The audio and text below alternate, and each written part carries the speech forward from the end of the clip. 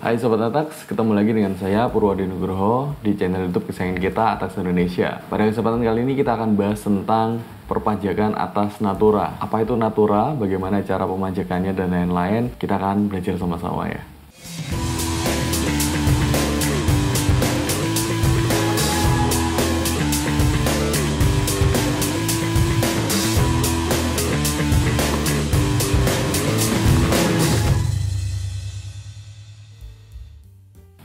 Nah, sesuai dengan Undang-Undang Nomor 7 Tahun 2021 tentang Harmonisasi Peraturan Perpajakan atau HPP, di situ memang tertulis bahwa setelah undang-undang itu diterbitkan, natura alias kenikmatan yang diperoleh oleh karyawan ataupun high level employee itu akan bisa dibiayakan, tetapi harus terkena pajak, sehingga sifatnya menjadi taxable dan juga deductible expense. Sebelum adanya Undang-Undang HPP, sifat dari Natura itu adalah non-taxable tetapi juga non-deductible expense. Artinya apa? Jadi kalau misalnya kita itu memberikan Natura kepada karyawan kita ataupun kita sendiri dalam satu perusahaan itu mendapatkan Natura dari perusahaan, Natura tersebut akan dikoreksi fiskal dan tidak akan terkena pajak, plus juga Natura tersebut tidak akan menjadi biaya dari perusahaan tersebut. Nah, sebelum kita pusing lebih jauh, kita akan belajar sama-sama apa sih itu Natura, atau dalam bahasa Inggrisnya dinamakan dengan fringe benefit. Nah, Natura sendiri sering disebut adalah imbalan atau kenikmatan sehubungan dengan pekerjaan. Jadi gampangannya kalau misalnya kita itu mengambil gaji atau mengambil sewa dari perusahaan kita, itu akan terkena yang namanya PPh. Gaji terkena PP 21, mungkin kalau sewa tempat terkena PPh 4 ayat 2. Akan tetapi kalau kita mengambilnya itu sebagai bentuk Natura, misalnya, wah saya ini bekerja di satu perusahaan ataupun ada karyawan-karyawan yang high level employee, misalnya jajaran manajerial, direktur ke atas, tidak mau mengambil gaji terlalu besar dengan alasan nanti akan terkena PP 21 yang cukup mahal, maka dia mengambilnya dalam bentuk Natura, yaitu perusahaan akan memberikan satu kenikmatan atau imbalan berupa mobil, dibelikan rumah, dibelikan villa dan sebagainya macam. Sehingga itu menjadi Natura bagi si karyawan atau high level employee tersebut. Nah, teman-teman udah mulai kebayang ya apa itu Natura. Jadi Natura itu adalah satu imbalan atau kenikmatan dalam bentuk lain selain berupa uang yang kita peroleh dari perusahaan, di mana sebelum aturan undang-undang HPP ini dikeluarkan, itu menjadi salah satu tax planning bagi perusahaan. Kenapa kok bisa tax planning? Karena jarak atau gap antara tarif pajak orang pribadi dengan tarif pajak badan itu cukup jauh.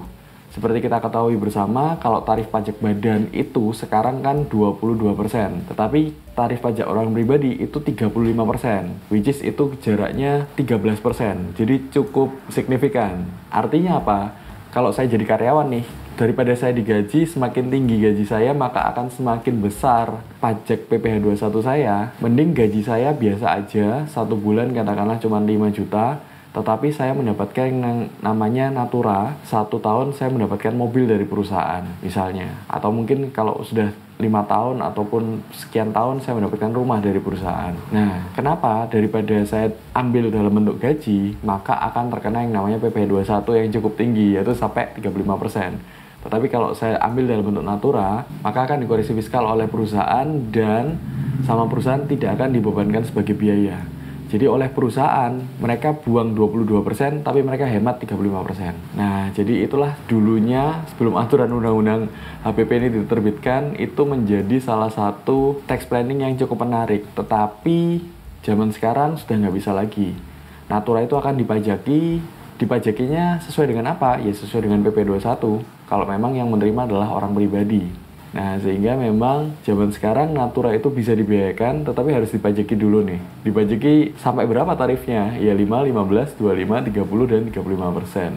Sesuai dengan tarif pasal 17 Undang-Undang PPh untuk orang pribadi. Tapi sebenarnya ada kok dalam pasal 4 ayat 3 Undang-Undang Nomor 7 Tahun 2021 tentang HPP, ada jenis Natura tertentu yang memang bukan merupakan penghasilan bagi si penerimanya. antara lain adalah: 1. Penyediaan makanan atau minuman bagi seluruh pegawai di tempat kerja. Yang kedua adalah natura di daerah-daerah tertentu. Yang ketiga adalah natura yang memang menjadi keharusan untuk pekerjaan. Contoh misalnya adalah alat kesehatan kerja ataupun seragam kerja untuk karyawan. Tetapi yang perlu dicatat adalah seragam kerja untuk karyawan ini adalah jenis seragam yang tanpa adanya seragam itu mereka nggak bisa kerja. Contohnya misalnya koki. Kalau nggak ada seragamnya itu mereka kesulitan untuk bekerja karena harus pakai seragam koki yang memang khusus.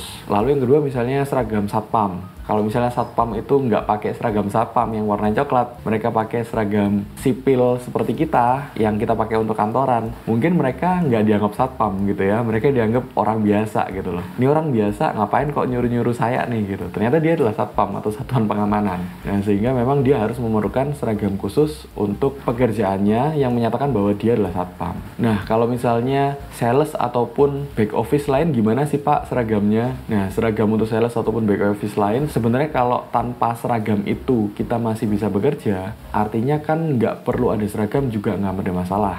Nah, sehingga memang berdasarkan tafsiran saya terhadap undang-undang perpajakan, untuk kasus-kasus yang tidak perlu adanya seragam, tetapi kita memang ya perlu seragam untuk kebersamaan aja sih Pak, untuk menandakan kita bekerja di perusahaan ini.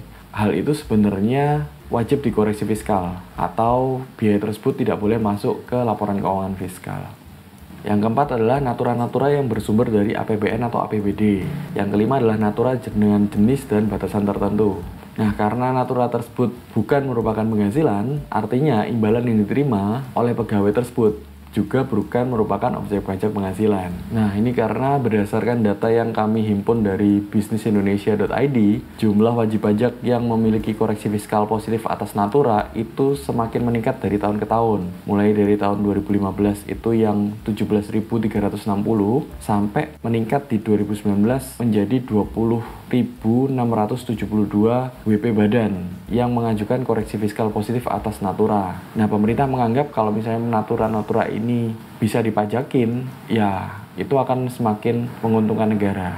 Oke, itu aja sih kalau dari saya tentang perpajakan atas natura. Bagi Sobat Atax yang masih ingin nanya-nanya maupun juga ingin berkonsultasi lebih lanjut, bisa menghubungi kami di email maupun juga nomor yang tertera, sehingga teman-teman bisa mengurus perpajakannya dengan lebih baik di kemudian hari.